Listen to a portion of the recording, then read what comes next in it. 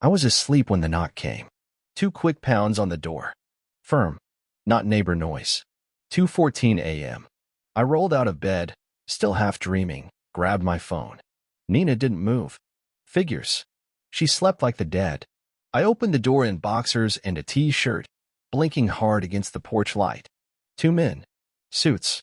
Badges already out. Eric Vance. Yeah. Who the hell? We're federal agents. You're not in trouble. I'm sorry. What? We're not here for you. That woke me up real fast.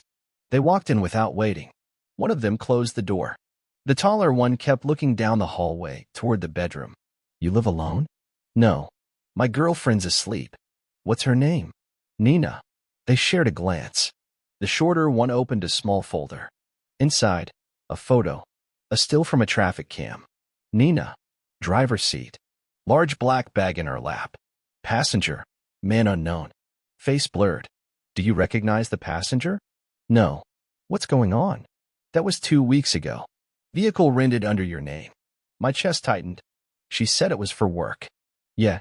Her work has been making stops in 3 counties. And she's had eyes on her for 2 months. I blinked. You think she's dealing? We don't think. We know. The tall one stepped closer.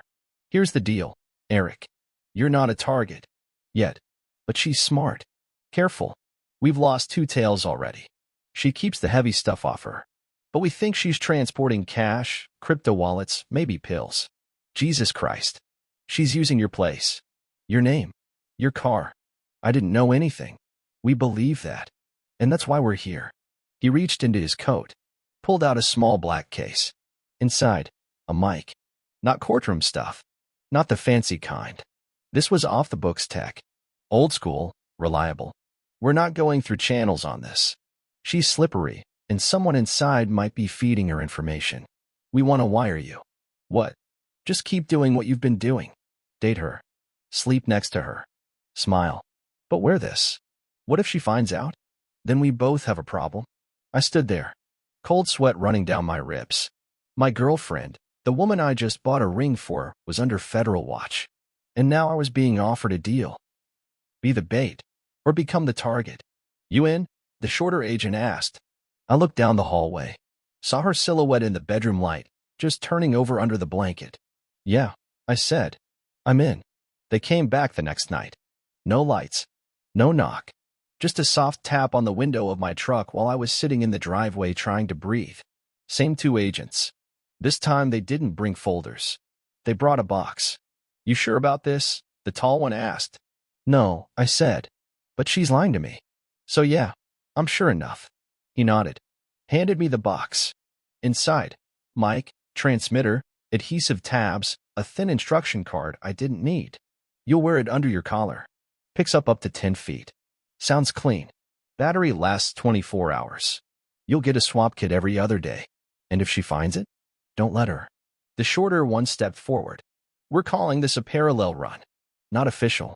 Not traceable. But admissible if it leads to a larger bust. You're helping us crack something bigger than just her.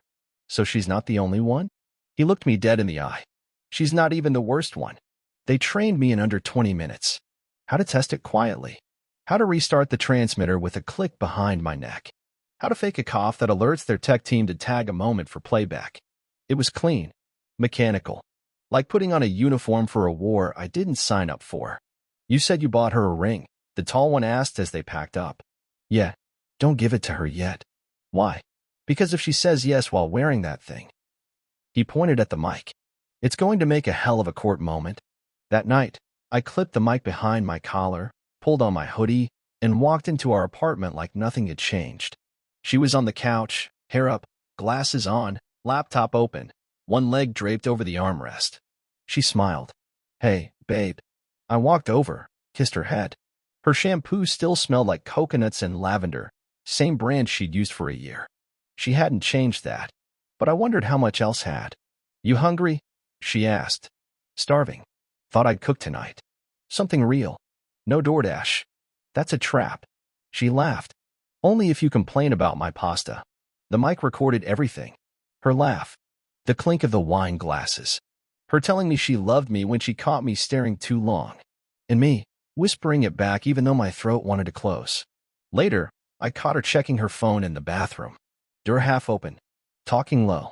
I clicked the restart sequence behind my neck. Her voice came through clear. It's fine. He's not suspicious. If anything, he's closer than ever. She paused. No. I'll wait until we're fully in the clear.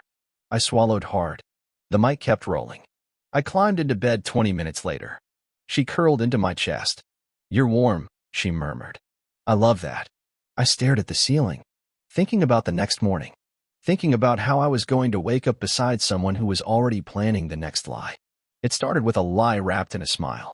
She stretched, kissed my neck, and said, I'm heading out this afternoon. Sarah wants to talk. Family stuff. Sarah, her sister, the one she called maybe once every 2 months. Everything okay? I asked. Her boyfriend's being a dick again. She needs someone to vent to. She leaned in again. I'll be back by 10. You want me to grab anything while I'm out? Just your honesty. She laughed, said I was getting dramatic. I smiled, then watched her walk out the door in jeans, a plain white tee, and no overnight bag, but a purse big enough to hold a brick of cash. I waited 30 minutes. Then I followed her. Black hoodie, ball cap, no tail light. Kept my distance by 3 car lengths. She never checked her mirrors, never changed her route. She headed straight for West Side, not Sarah's neighborhood. Didn't even slow near her sister's. Instead, she pulled into a rundown strip motel behind a car wash. The Kindred Lodge. $40 a night kind of place. Vinyl curtains. Peeling paint. Parking lot with more oil stains than pavement. I pulled into the gas station across the street. Watched through a pair of cracked aviators I kept in the glove box. She didn't hesitate. Didn't look around. Just pulled into space number 6. Got out. Knocked on room 8. Door opened before she finished tapping.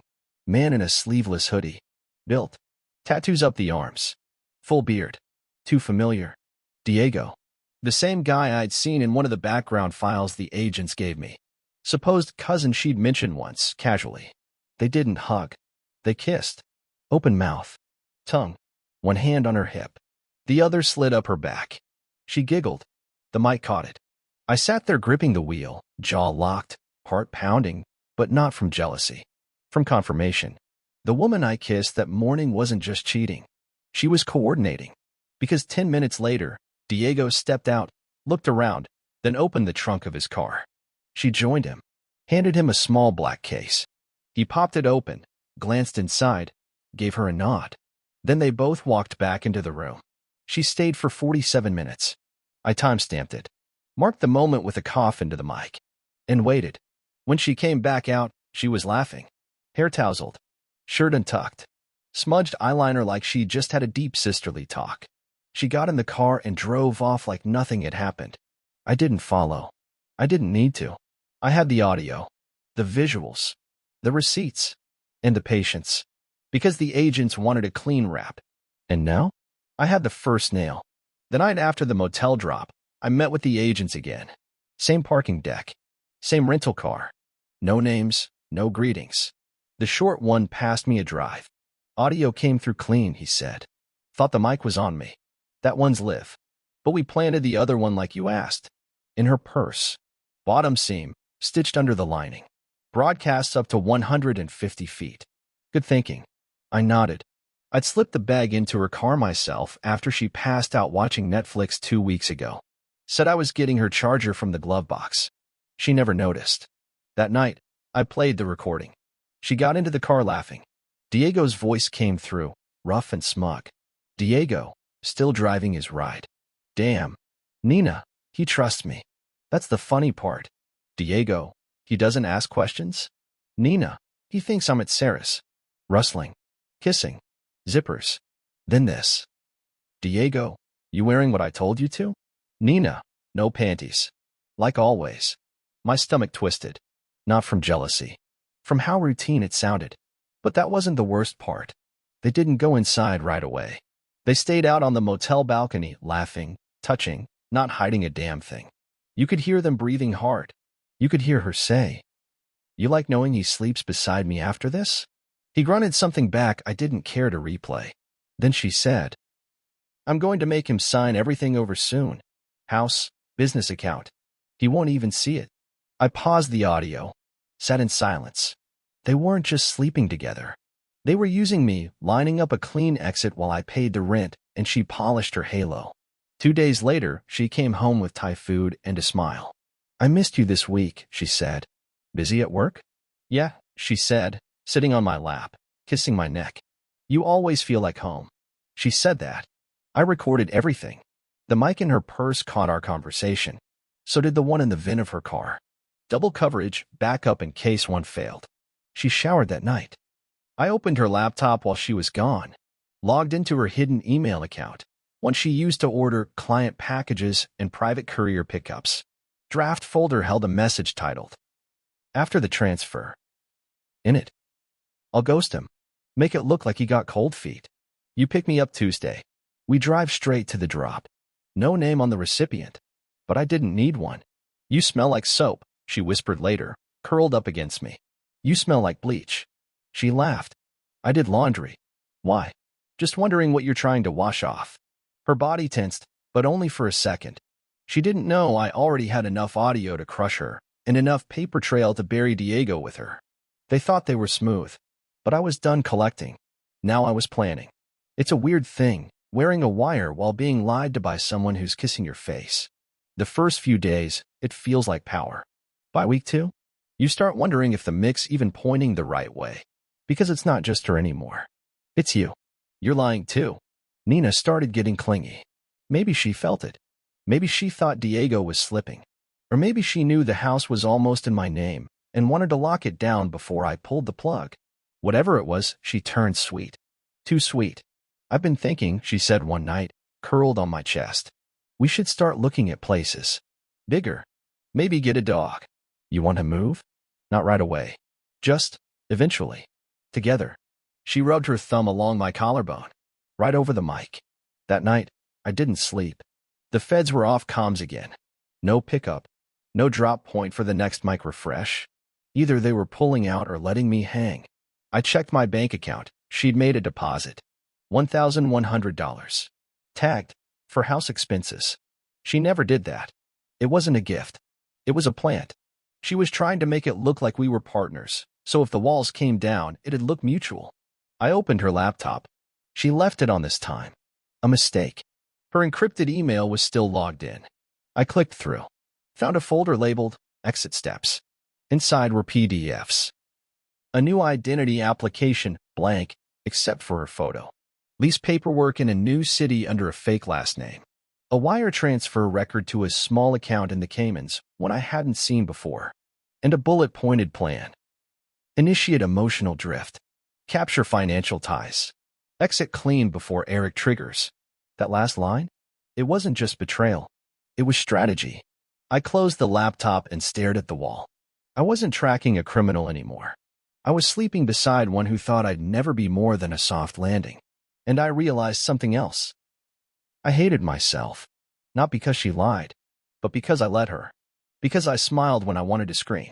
Because I said, "I love you," with a mic strapped to my chest and a USB drive labeled insurance in my sock drawer. That night, she reached for me. I gave her what she wanted. Let her wrap herself around me like she hadn't spent the week playing house with her drug runner cousin. Let her kiss me like she wasn't planning to vanish the second I signed over the business. Let her ride the lie one more time. Because the mic was live, and every moan was evidence. It was in the lining of her gym bag. I wasn't even looking for it, not directly.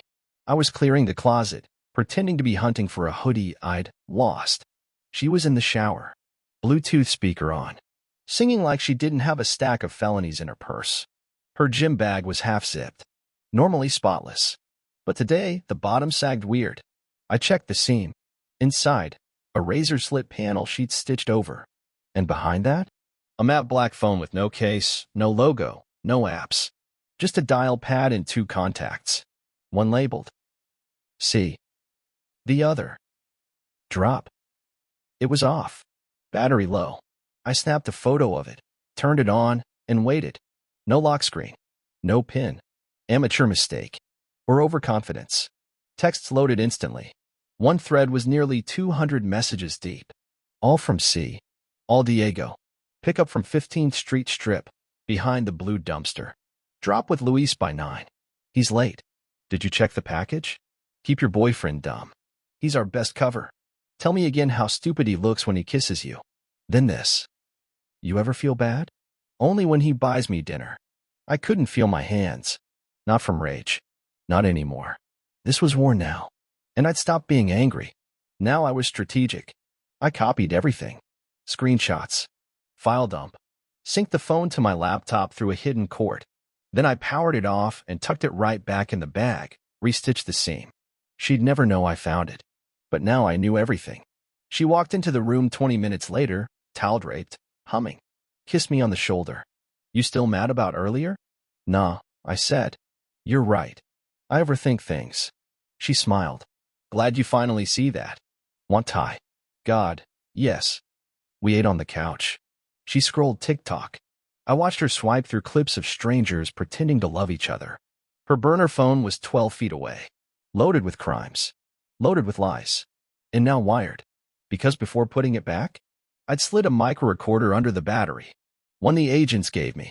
Separate from the chest mic. This one would catch everything even when I wasn't around. That night, while she slept, I sent the full package to my contact. Subject line. She thinks I'm still blind. Attached. GPS logs. Audio. Text exports. Phone ID. And a message. Pull the trigger whenever you're ready.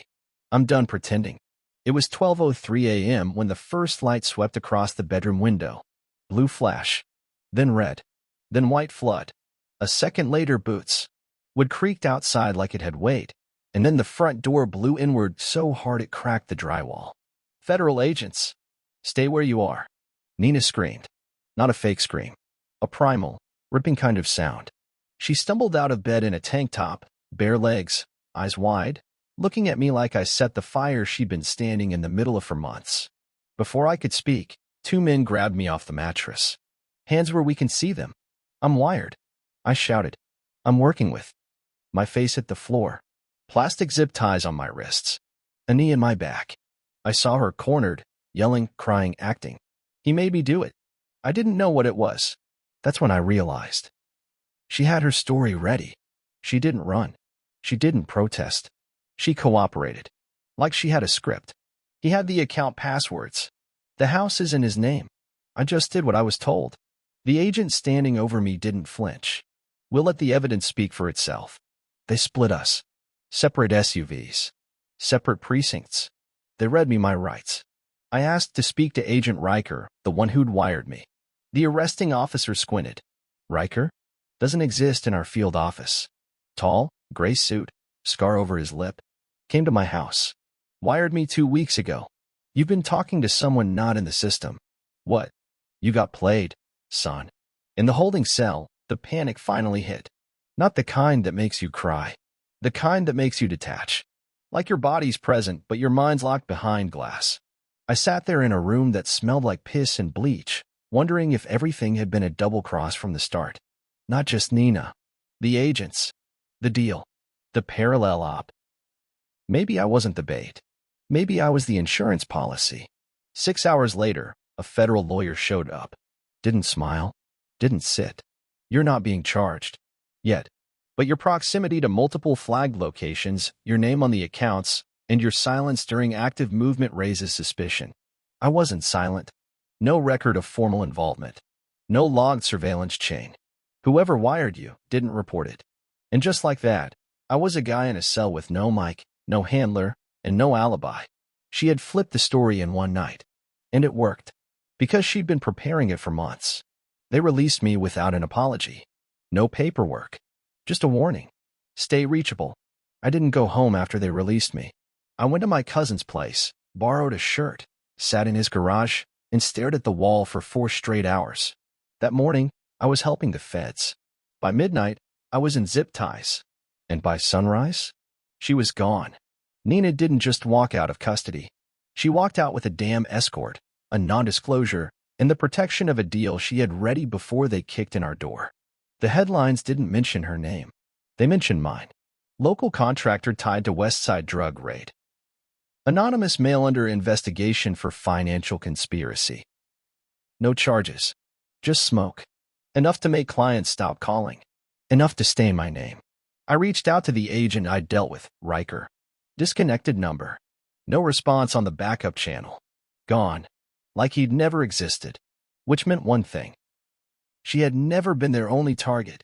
She was baiting me too. I started digging. Called an old friend who used to work tech for a federal subcontractor. Asked him to trace some IPs, confirm surveillance logs, and skin a few burner emails I'd saved. He called me back 48 hours later. You're not in any database. Not officially. So they weren't real agents? They were real. Just not official. Then what were they? They were using you without telling their bosses. Probably trying to flip her for something bigger. And she flipped faster. Exactly. I opened the audio vault I'd kept on a private cloud. Everything was there. Nina admitting Diego was her handler. Her plan to drain my business account. Her conversation about ghosting me after the drop. The laugh when she told him I kissed her, like a puppy. I burned it to 5 separate drives. Labeled them. Nina, unedited. 2 weeks passed. I didn't hear from her. Not until the postcard. It came without a return address. A beach. Blue water. White sand. Postmarked. Cancun. Message. Hope you're doing okay. I'll always remember our good days. N. The back had a lipstick print. No apology. No acknowledgement. Just a postcard from paradise. I scanned it, then dropped it into a manila envelope. Inside, I added a USB. On it, a folder titled Witness Tampering, Audio and GPS Logs. I mailed it to the one agency she didn't know I had a contact in. Interpol's Cross-Border Narcotics Division. She thought she'd disappeared. She thought I was just licking my wounds. But I was still watching, still listening, still building. Technically, I wasn't in jail anymore. They let me walk 3 weeks ago. No apology, no phone, no badge escort. Just a signature on a piece of paper that said, no charges filed. Released pending further investigation. But I wasn't free. My bank account was flagged. My business license was under administrative review. And every cop who passed me looked like he'd seen my name on a list. I was radioactive. Until Thursday morning. I was sitting in the back of a greasy diner eating cold eggs when a man in a navy suit sat down across from me, like we had a lunch reservation. No badge flash. No greeting. Just a manila envelope between us. Mr. Vance, he said. You one of hers? No, he replied. I'm one of yours. I paused. He slid the envelope forward. The operation that brought you in wasn't sanctioned through our office. That was a cowboy move. Riker and his partner went off script. You were wired under an unauthorized subfile. I figured that out when I got tackled in my own hallway. We didn't know you existed until you started leaking files to Interpol. That got my attention. They're listening? Always. He opened the envelope. Inside, a flash drive, a folded report, and a printed photo. The photo showed Nina, but not on a beach. Not with Diego. She was in a room, plain, cold, clinical, two-way glass behind her. Interview setting. She was picked up last week. Miami International. I thought she cut a deal. She did. Then she broke it. Tried to fly with a cloned ID and $200K in crypto hidden on a cold wallet bracelet. I didn't say anything. Just leaned back, stared at the ceiling like it could answer why any of this still felt personal. You're clean, he continued. That drive has the full chain of custody breakdown. You've been cleared. And Riker? Suspended. Possibly more. So what now? He smiled, like I'd just asked the most dangerous question in the room. Now you decide how much of a ghost you want to be. I took the drive. Didn't ask for anything else. Didn't need closure. Because closure is for people who get to walk away with the truth in both hands. I wasn't that lucky. I just had the evidence. And a clean name. And a list of people I'd never trust again. It came in a plain white envelope. No return address. Just my name, written in that same curved script she used on every birthday card, every grocery list, every fake love note she ever left on the fridge. I opened it on the porch with a steak knife. Inside, one piece of paper. I don't expect forgiveness. I don't even expect a reply. But I need you to know, it was never supposed to go that far. I did what I had to do. You were always too good for me. Maybe in another life, we would have made it. I hope one day you'll understand. N. No apology. No confession. Just a soft knife, worded like regret. I sat with it for a while. Let the breeze lift the corner of the paper like it might float off if I waited long enough. It didn't. It just stared back at me like it was daring me to care. So I wrote back, not with words, but with proof. I burned a copy of the entire file. Audio, GPS logs, timeline, the clip of her laughing after the motel drop, the full conversation with Diego where she said, "He's too dumb to know I've been using his house to store product." On top, I placed a single post-it note. "You lied to everyone. I just recorded it." I mailed it to the last address I knew she'd used, one of the aliases from her burner account. If it got forwarded, good. If it didn't, better. Then I dropped the letter she sent me into a metal trash can, poured a shot of bourbon on it, and lit it up with a single match. Watched it burn into ash before walking back inside.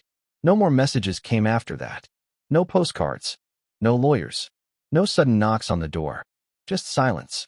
Like she finally understood who she was dealing with. I sold the house 6 weeks later. Left the state. Took a job under a different name. Bought a truck. Didn't leave a forwarding address.